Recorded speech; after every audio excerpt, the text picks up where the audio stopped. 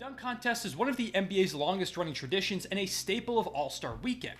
It's given us some incredible moments, such as Jordan dunking from the free throw line in 1988, giving him the win over Dominique Wilkins, who is widely considered as one of the best dunkers we've ever seen, and was considered by most people to be the GOAT dunk contest. You've also got Vince Carter's elbow dunk that overshadowed incredible performances from Steve Francis and Tracy McGrady in a contest that may have ultimately saved the format itself. There's also Dwight Howard becoming Superman in 2008, throwing the ball on the rim because he was too high to dunk it, while Gerald Green got up above the rim and blew out a cupcake candle on his way to a jam.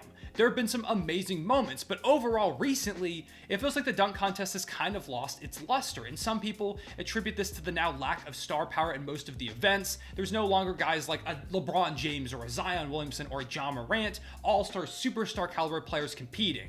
Most of the time it's role players or just all-around high flyers, a lot of time young players that want to make a name for themselves, and I don't think that's a problem as long as the dunks are good. But that's the bigger problem. A lot of the dunks have not been good recently. In particular, last year's dunk contest in 2022 was called by most people to be the worst dunk contest we have ever seen, or at least the worst one in a very long time.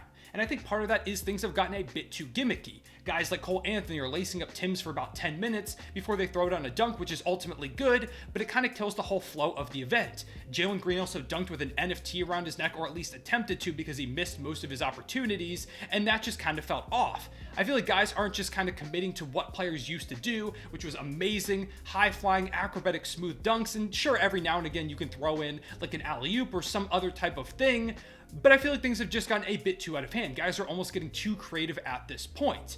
But I also think there's one issue that people aren't talking about enough, and I think that the big thing is the 2016 dunk contest exists. In my opinion, this is single-handedly and by far and away the best dunk contest there has ever been and may ever will be. In fact, I have a theory that this one was so good it has killed the hype in most other dunk contests since that moment, because we just kind of compare everything. Every year after the dunk contest, people are going back to this one, the highlights of it on YouTube, and saying, what happened? How can we get back to this? And I am recording this before the 2023 dunk contest, so hopefully that was an incredible one. I'm keeping my fingers crossed, but there's no chance it's going to come anywhere close to 2016. In this video, I want to go over what made this contest so special, and also talk about the controversial ending that people are still debating to this day, and I myself don't really have an opinion on because I truly can't decide.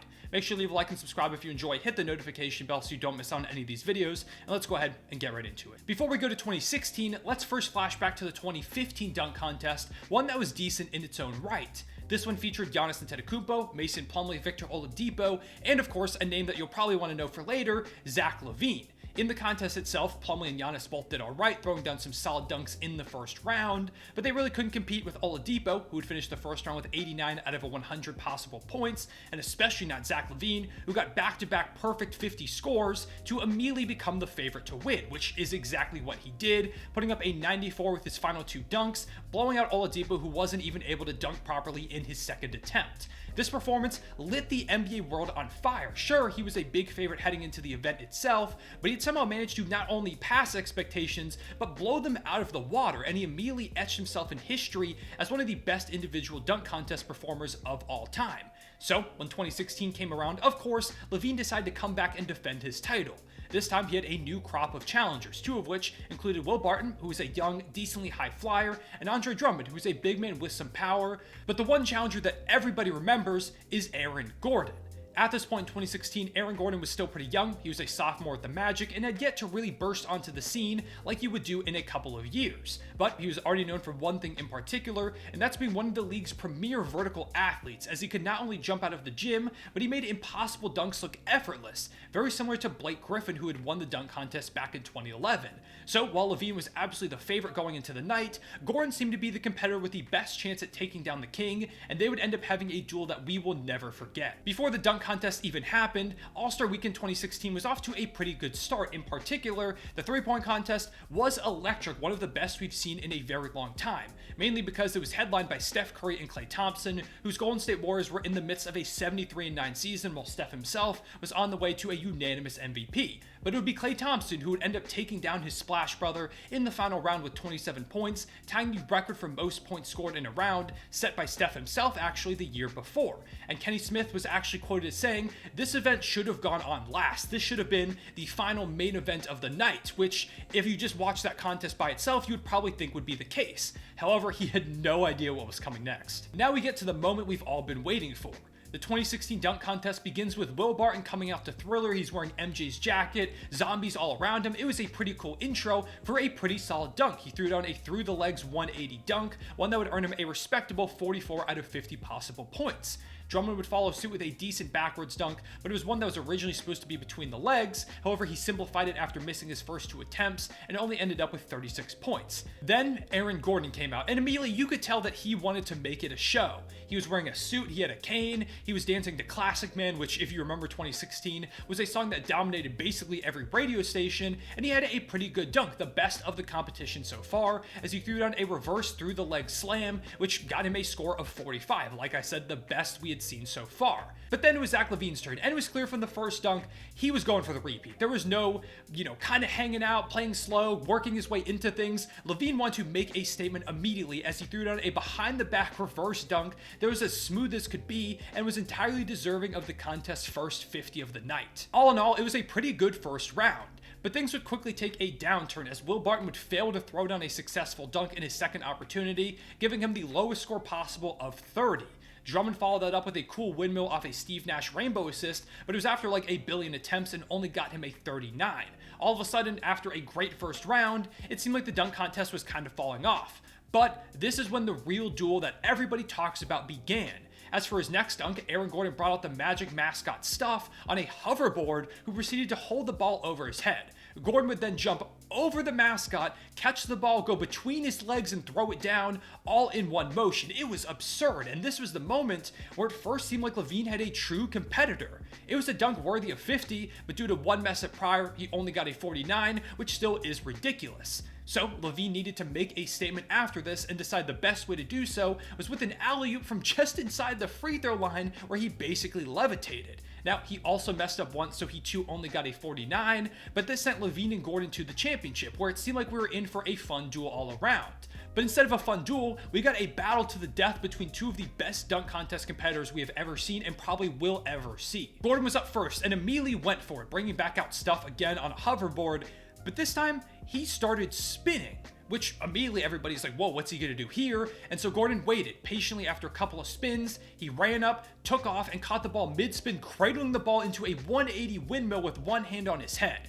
It was ridiculous. This really got the crowd on their feet. They realized, oh my gosh, we are witnessing something spectacular, and I don't think you need me to tell you that this was a 50. LaVine was up to match it next, and he did a very similar dunk, but pulled it off as a 360 off the bounce in a single go, also cradling the ball into a windmill. Once again, of course, this was a 50. I don't think anybody's surprised by that. Gordon then had to pull out something special to continue upping the ante, and so he pulled out what I think is the greatest dunk contest dunk we have ever seen. Once again, Stuff, the Magic mascot, comes out and holds the ball above his head. And you may be wondering, what could Gordon possibly do this time? I mean, he just caught it off a spinning hoverboard mascot.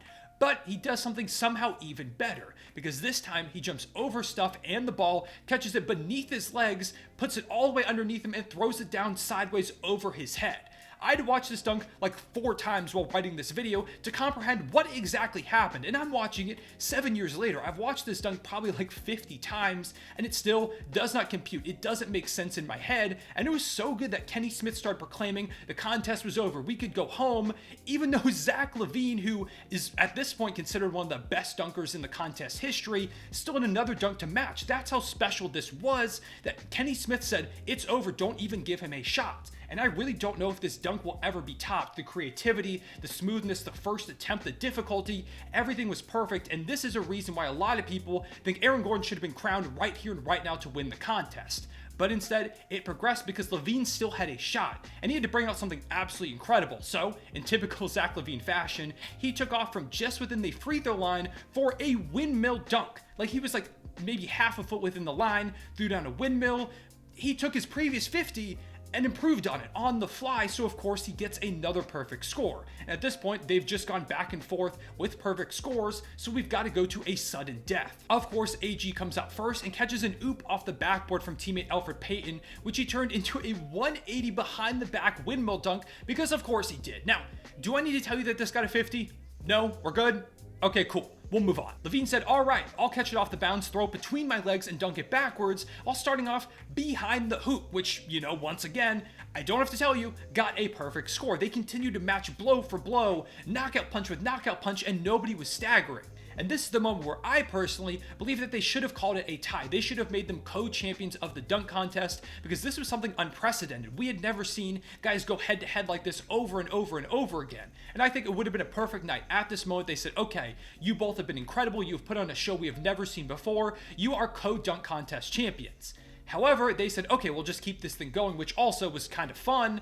But I think that this is the moment where truly the controversy with this whole thing began, as Gordon came out for the second round of sudden death and threw down an absolutely ridiculous double clutch reverse jam, which to me is very worthy of a 50 when you take a look at the degree of difficulty, the speed, the fluidity, the power. He did this on his first try too. This is a 50 dunk. I don't know how anybody can see this as anything but, especially when you take a look at it in slower motion like they did before judging.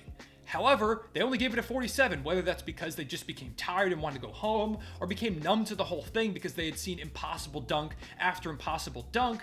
But regardless, AG probably got screwed in this moment, and it set Zach LaVine up perfectly to go ahead and win the whole thing. So he ends up coming out with a free throw line dunk once more, this time taking off from just inside the charity stripe in order to throw down a between the legs dunk where he once again seemed to literally fly. Of course, this was a 50. I thought so, the judges agreed, and this ended the dunk contest with Zach LaVine raising the trophy for the second year in a row. Now, in my opinion, LaVine was absolutely deserving of this win. He threw down some unbelievable dunks with basically impossible consistency. He went from the free throw line a few times, threw down windmills, went between the legs, self alley-oops, everything in between. LaVine did it all. He was very, very deserving, and he absolutely should be considered one of the best dunkers in the history of the contest. But a lot of people believe that Gordon was robbed, and this was mainly because he did throw down the best dunk of the night, and also that final dunk that he had that they gave him 47 should have been a 50, with him and LaVine trading blows over and over and over again. Once again, I think they should have been co-champions, and I understand if you think AG should have won, I understand if you think LaVine should have won. To be honest, I was firmly in Zach LaVine's camp until I watched this back, and now, to be honest, I don't really know who should have won. I think it should have been co-champions. They didn't end up going that route, and instead, AG ends up losing in what is the best dunk contest battle of all time. I know everybody has their pick for who should have won, whether AG got robbed or not, and let me know all that in the comment section below. Regardless, this is the greatest dunk contest of all time. Some people have other picks, but I feel like this one in particular is truly unmatched to any before or since, and I really don't know if we'll ever see one this good again. There have been some solid ones since and some not so good ones, but regardless of what happens, everybody goes back to this one. They watch the highlights every single year, and I feel like these two names trend on Twitter following every single disappointing dunk contest because people are saying, oh, remember when Aaron Gordon did this or when Zach LaVine did that? How do we get them back in the contest? And Zach LaVine has not competed since that 2016, remaining an undefeated back-to-back champion, which I completely understand, while Aaron Gordon would once again come back and compete in 2020, where he once again put on an absolute incredible performance, one that included multiple 50s and actually made him the guy with the most perfect scores in dunk contest history over the course of his contests. Despite this, he would lose to Derrick Jones Jr. in a pretty controversial ending itself, with maybe Dwayne Wade showing a bit of bias to DJJ, who was playing for the Heat at that point. But that story is maybe for another video. And since then, AG has said that he will not compete in the dunk contest again. He is retired, although he did kind of hint this year that if he did make the All-Star game, which he was in consideration for, he might compete in the dunk contest, so maybe we will see him back at some point. But all in all, regardless of if him and LaVine never compete again, they will forever have the greatest dunk contest of all time, the best duel in maybe All-Star Weekend history, and a dunk contest that may have ruined the format forever because nothing will probably ever come close to what we saw in this moment. I hope I'm wrong, and I hope once again that the 2023 dunk contest is one for the ages, but at this point, it looks like the 2016 dunk contest may have just ruined the format because at this point, we're never getting anything close to that. With all that being said, I appreciate y'all watching. Make sure to leave a like and subscribe if you enjoy. Hit that notification bell so you don't miss out on any of these videos. Go ahead and comment down below, letting me know once again who you think should have won this dunk contest and what is your favorite dunk contest of all time. Appreciate y'all watching. I'll see y'all later. Real one, say it back.